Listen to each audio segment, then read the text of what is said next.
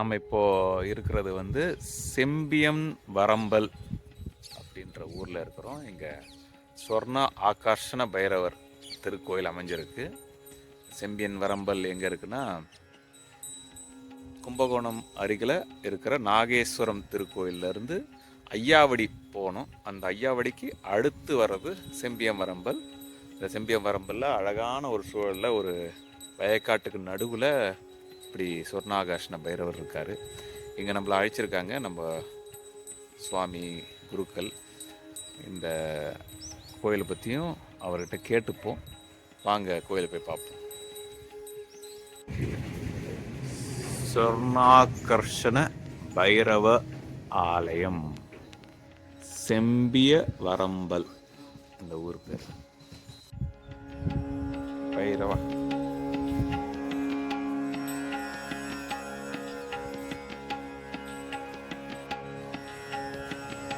சாமி, ஏன் இவ்வளோ ஸ்பீடாக வரீங்க? வாங்க. இதுதான் அந்த கோயிலோட தோற்றம். கோயிலுக்குள்ளே போகலாம். நமக்காக இங்கே உள்ளவங்க வந்து அந்த கோயிலை திறந்துருக்காங்க. நம்ம 4:30 மணிக்கு தான் இங்கே திறக்க வேண்டியது சாயங்காலம். நம்ம சீக்கிரமாக வந்துட்டோம் இங்கே சாமியை பார்க்க. ஸோ நமக்காக திறந்துருக்காங்க. சொர்ணாகர்ஷண பைரவர் இருக்கார். சுற்றி அஷ்ட பைரவரும் இருக்காங்க.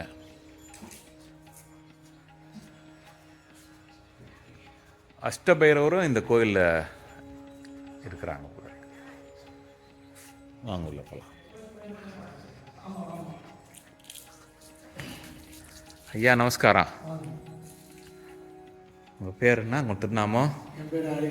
ஹரிஹரன் சுவாமி இங்கே இருக்கார். இங்கே சொர்ண ஆகர்ஷண பைரவரை பற்றி சொல்கிறாருங்க. சொல்லுங்கய்யா, இந்த செம்பியன் வரம்பல் உள்ளே வரலாமா? சரி, வாங்க வாங்க வாங்க. அசிதாங்க பைரவர், அஷ்ட பைரவர் சுற்றி 8 பைரவர். சரிங்க. அது வந்து பார்த்தீங்கன்னா இந்த பைரவர் சுற்றி 8 பைரவர் இருப்பாங்க. சரிங்க. அதில் வந்து பார்த்தீங்கன்னா அந்த பைரவருக்கு இந்த பைரவர் வந்து காவல் இருக்குது. ஓஹோ. அதில் வந்து பார்த்தீங்கன்னா ஒரு பைரவரும் நம்ம ஆலயத்தில் ஒரு வேண்டுதலுக்கு வந்து அதிபதி. சரி சரி. அதில் வந்து முதலாவது பார்த்தீங்கன்னா இந்த பைரவர் தான் அசிதாங்க பைரவர்னு பேர். சரிங்க. இதுதான் வந்து கல்விக்கு அதிபதி, அதாவது படிப்பு கொடுக்கக்கூடிய அந்த பைரவர். சரி. அசிதாங்க பைரவர் அப்படின்னு வந்து பேர். சரிங்க. இங்கே வந்து முன்னாடியே ஏற்படுத்தின இந்த அஷ்ட பைரவர் வந்து சுயம்பு. சரிங்க. அந்த உள்ள இருக்கிற சொர்ணாகர்ஷண பைரவர் வந்து சுயம்பாவ மூர்த்தி. இந்த பைரவர் வந்து பார்த்தீங்கன்னா அதெல்லாம் அதுக்கப்புறம் பிரதிஷ்டை பண்ணுங்க. வாங்க அடுத்த பைரவர் பார்ப்போம்.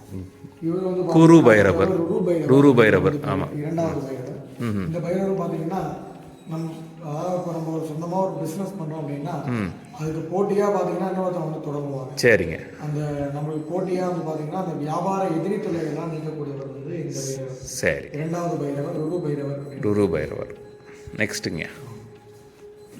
அடுத்தாவது பார்த்தீங்கன்னா அந்த பைரவருக்கு மூன்றாவது பைரவர் சண்ட பைரவர். சண்ட பைரவர். ஆமாம். அதாவது பார்த்தீங்கன்னா வம்சவிருத்திக்காரர்கள் அப்படின்னு. நம்மளுடைய வம்சங்கள்லாம் நல்ல விதமான ஒரு அபிவிருத்தி ஆகும்.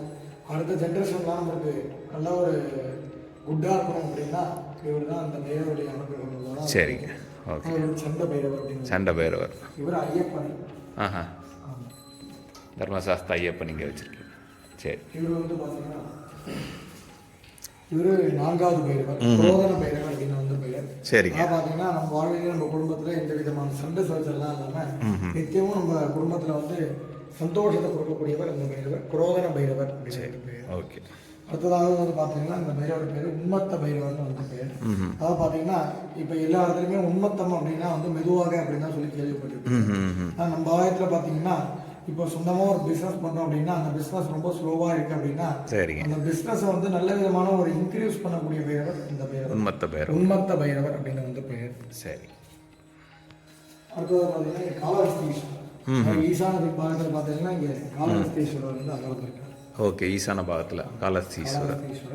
இவர் வந்து கபால பைரவர்னு வந்து பெயர். சரி. பார்த்தீங்கன்னா உள்ள அந்த சொர்ணாகர்ஷண பைரவர் வந்து பார்த்தீங்கன்னா சொர்ண கலசம் வச்சுருப்பார். அந்த சொர்ண கலசத்துக்கு இந்த பைரவர் தான் வந்து அதிபதி. சரி. அந்த அக்ஷய பாத்திரம் அப்படின்னு சொல்லக்கூடிய அந்த தங்க கோன் காயின்கள் காசு பணங்கள் அதெல்லாம் வந்து இந்த பைரவர் வந்து அதிபதி. சரி. அடுத்ததாக பார்த்தீங்கன்னா இந்த பைரவர் பேர் பீஷண பைரவர் வந்து பெயர். அதாவது பார்த்தீங்கன்னா நம்மளுக்கு யாராவது இந்த பில்லி சூன்யம் ஏவல் இந்த செய்வனை கோளாறுகள் அதுமாரி யாராவது இந்த தோஷங்கள்லாம் நம்மளுக்கு பண்ணியிருந்தாங்க அப்படின்னா அந்த பில்லி சூன்யம் ஏவல்லாம் நிவர்த்தி பண்ணக்கூடிய பைரவர் 7வது பைரவர் பீஷண பைரவர். பீஷண. அடுத்ததாக பார்த்தீங்கன்னா சம்ஹார பைரவர் அப்படின்னு வந்து பெயர். அதாவது பார்த்தீங்கன்னா சத்துருக்களை வந்து நிவர்த்தி உடனே சம்ஹாரம் பண்ணக்கூடிய பைரவர் தான் இந்த சம்ஹார பைரவர்.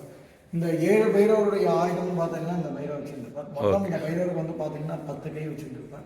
சரி. அதில் வந்து பார்த்தீங்கன்னா திரிசூலம், நமரகம், பாசாங்குசம், அதுமாதிரி பார்த்தீங்கன்னா இந்த 7 பைரவருடைய ஆயுதம் இந்த பைரவர் வச்சுருப்பார். அதான் சத்துரு சம்ஹார பைரவர் அப்படின்னு வந்து பெயர். ரொம்ப விசேஷமானது. சரிங்க. இப்போ மூலவரை பார்த்து மூலவர் சொர்ண ஆகர்ஷ்ண பைரவர். அற்புதமாக இருக்கார். அடடா, சொல்லுங்க சுவாமி பற்றி சொல்லுங்க. தீவார்த்தனை காட்டிடுங்க, அதுக்கப்புறம் சொல்லுங்க. ஓம் நமோ நமः. ஓம் நமோ பகவதே மகாபைரவா கால பைரவா கல்பாந்த பைரவா கபாலமாலதகா ஹ்ரீம் ஹ்ராம் சம்ரியோம் ஹேம் சொர்ணாகர்ஷண பைரவா ஹ்ராம் ஹ்ரீம் மகாபைரவாத நமோ நமः. ஸ்வர்ண பைரவி அம்பிகா சமேத ஸ்வர்ணாகர்ஷண பைரவமூர்த்ததே நமோ நமः. ஷம் பைரவாத நமோ நமः. திவ்யமங்கல தீபம் தரிசயாமி. பைரவாத நமோ நமः. சுவாமியின் திருநாமம் ஸ்வர்ணாகர்ஷண பைரவர், அம்பாளின் திருநாமம் ஸ்வர்ண பைரவி. அதாவது மற்ற வேற எந்த ஸ்தலத்தில் போய் பார்த்தாலுமே அங்கெல்லாம் பைரவர் வந்து பார்த்தீங்கன்னா தனியாக தான் பார்த்துருப்பீங்க. ஆனால் பைரவர் அப்படின்னு வந்து பார்த்தீங்கன்னா இங்கே ஒன்று தான் கல்யாண கோலத்தில் வந்து காட்சி அளிக்கிறார். அதாவது பைரவருடைய இடது துணையில இங்கே அம்பாள் அமர்ந்து, அம்பாளுடைய வலது கையை பார்த்தீங்கன்னா பைரவருடைய வலது தோள்பட்டையில அம்பாள் வந்து கை ஆலிங்கனம் சொல்லக்கூடிய கல்யாண கோலத்துல சுவாமி பைரவரும் அம்பாள் வந்து காட்சி அளிக்கிறார். அதுமாரி மற்ற இந்தியாவில் பார்த்தீங்கன்னா மற்ற வேற எந்த ஸ்தலத்துல நீங்க போய் பார்த்தாலுமே அங்கெல்லாம் பைரவர் வந்து பார்த்தீங்கன்னா உக்ரமூர்த்தி அப்படின்னு சொல்லக்கூடிய கோபத்தோட தான் வந்து பார்த்துருப்பாங்க எல்லாருமே. ஆனால் நம்ம இந்தியாவில் பார்த்தீங்கன்னா இந்த ஆலயத்தில் ஒன்றுதான் பைரவர் பார்த்தீங்கன்னா இங்கே பைரவர் வந்து சிரிச்ச முகத்தோட சாநித்திய மூர்த்தியாக அமர்ந்திருந்தார். அதாவது பைரவரும் அம்பாலும் பார்த்தீங்கன்னா சிரிச்ச முகத்தோட சாநித்திய மூர்த்தியாக இருப்பாங்க பைரவரும் அம்பாலும். அதுதான் இந்த கோவிலோட விசேஷமானது. அதுமாரி பைரவருக்கு வந்து பார்த்தீங்கன்னா இங்கே அபிஷேகம் கிடையாது. ஏன்னு கேட்டீங்கன்னா பைரவர் வந்து இங்கே சுயம்பு மூர்த்தி அப்படிங்கிறதால தானா உருவான பைரவர் அப்படிங்கிறதால பைரவருக்கு வந்து இங்கே அபிஷேகம் கிடையாது. அதுமாரி வந்து பார்த்தீங்கன்னா இந்த பைரவரை சுற்றி கீழே 8 பைரவர் இருப்பார். அதில் ஒரு பைரவரும் ஒரு வேண்டுதலுக்கு வந்து அதிபதி. சரிங்க. அதில் வந்து பார்த்தீங்கன்னா இங்கே பைரவர் பேர் ஸ்வர்ண ஆகர்ஷண பைரவர் அப்படின்னு வந்து பேர்.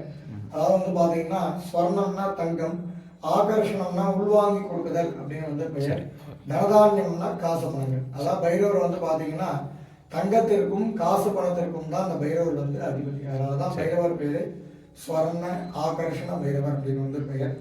இங்கே பைரவருக்கு வந்து பார்த்தீங்கன்னா மாதந்தோறும் வளர்பிறை அஷ்டமி, தேய்பிறை அஷ்டமி இன்னைக்கெல்லாம் யாகங்கள் நடக்கும். அந்த யாகத்திற்கு பேரே பார்த்தீங்கன்னாலே தன ஆகர்ஷண யாகம் அப்படின்னு தான் வந்து பெயர். ஏன்னு கேட்டீங்கன்னா தனம்னா காசு பணங்கள், ஆகர்ஷணம்னா உள்வாங்கி கொடுக்குதல் அப்படின்னு வந்து பெயர். அதாவது அஷ்டமியில இந்த கோவில்ல இந்த ஆலயத்துல வந்து அந்த யாகத்துல யார் கலந்துட்டு போறாங்களோ அவங்களுக்கு பைரவர் நிரந்தர வியாபாரத்தையும் காசு பணங்களையும் எப்போதும் கொடுத்துட்டே இருக்காங்க. அதனாலதான் அந்த யாகத்திற்கு பேரு தன ஆகர்ஷண யாகம் அப்படின்னு வந்து பெயர். இங்கே பைரவருக்கு வந்து பாத்தீங்கன்னா மிளகு, நாட்டு சர்க்கரை, முந்திரி இது 3ஆல் தான் இங்கே பைரவருக்கு வந்து யாகம் நடக்கும். இது 3ம் வாங்கி கொடுத்து உங்களுக்கு என்னென்ன மனதில் வேண்டுதலோ வேண்டுதல் கொடுத்தீங்கன்னா அந்த மிளகானது அன்னைக்கு யாகத்தோட போடும்போது வெடிக்கும். அப்படி வெடிக்கும் போது பார்த்தீங்கன்னா நீங்கள் வேண்டுதல் கொடுத்த உங்களுடைய வேண்டுதல், உங்களுடைய கஷ்ட நஷ்டம்லாம் பைரவர் வந்து அன்னையோட நீக்கிறார். அஷ்டமியிலே 8 மாதம் இந்த கோவிலில் இந்த பைரவர் வந்து இந்த ஆலயத்தில் வழிபடணும். அதில் வளர்பிறை அஷ்டமி, தேய்பிறை அஷ்டமி 2 அஷ்டமி இருக்கு. வளர்பிறை அஷ்டமியிலே 8 மாதம் வந்து இந்த பைரவர் வந்து வழிபட்டால் திருமண தடைகள், கல்வி அபிவிருத்தி, புத்திர சந்தான பாக்கியம், அதுமாரி வேலை வாய்ப்பு 4 வந்து பைரவர் வந்து உங்களுக்கு கொடுக்குறார். 8 மாதம் வளர்பிறை அஷ்டமியில் இந்த பைரவர் வந்து வழிபட்டார்.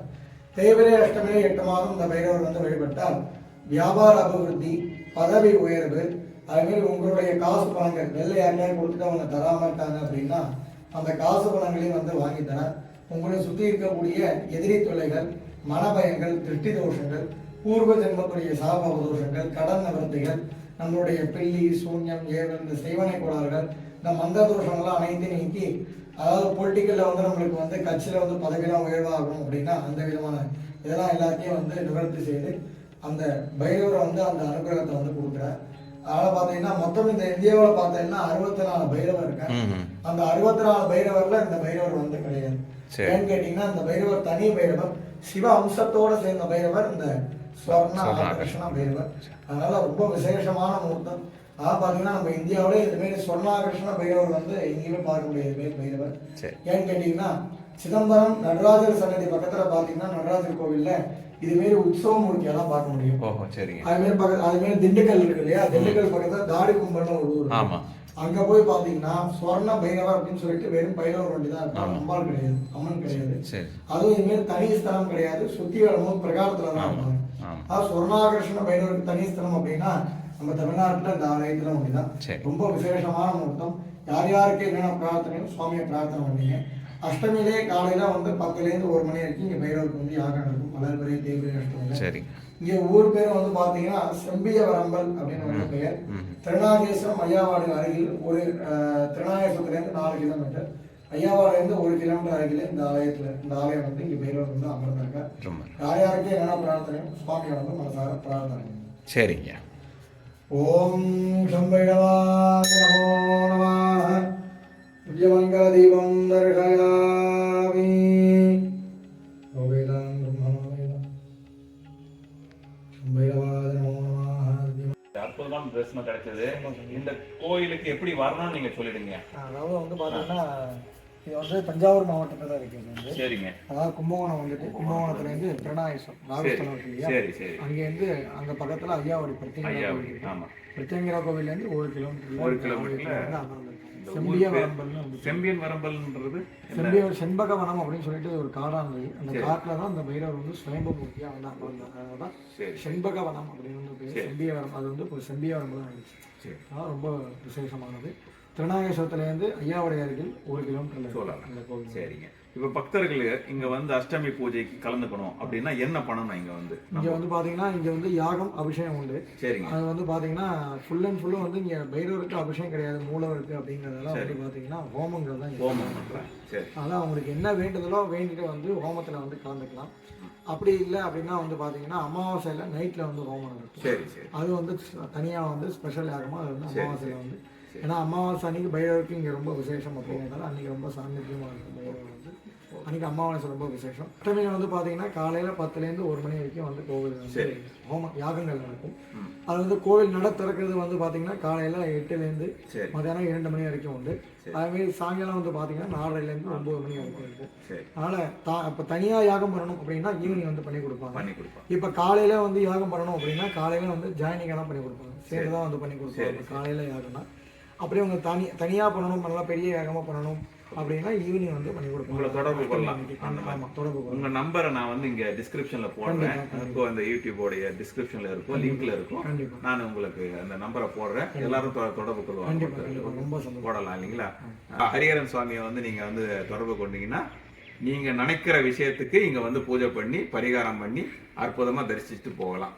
இது ஒரு அற்புதமான வாய்ப்பு, மிஸ் பண்ணிடாதீங்க. நன்றி, வணக்கம். சூப்பர்.